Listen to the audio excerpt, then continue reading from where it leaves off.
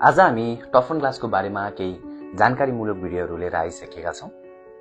Generally टफन ग्लासलाई हामीले temper glass या safety glass पनि भन्ने गर्छौँ र यो टफन ग्लास म्यानुफ्याक्चर गर्दा या बनाउँदा लगभग 600 देखि 700 डिग्री सेल्सियसको टेम्परेचरमा तताइन्छ र त्यसलाई इमिडिएटली हाई एयर प्रेसरद्वारा कुल डाउन गरिन्छ, जसका कारण टफन ग्लासको बाहिरी सतह चाँडो कुल डाउन हुन्छ र त्यसले कम्प्रेसन डेभलप गर्छ भने जुन भित्री सतह हुन्छ त्यो चाहिँ ढिला कुल डाउन हुन्छ र त्यसले टेन्सन डेभलप गर्दछ। यो टफन ग्लास थर्मल इन्सुलेसन हुनका साथसाथै नर्मल ग्लास भन्दा 4 देखि 5 गुणा बलियो र हेभियर हुन जान्छ, जसले गर्दा टफन ग्लासहरू जडान गर्दा हामीले हेभी मेटलको फ्रेमिङहरू प्रयोग गर्नुपर्ने हुन्छ।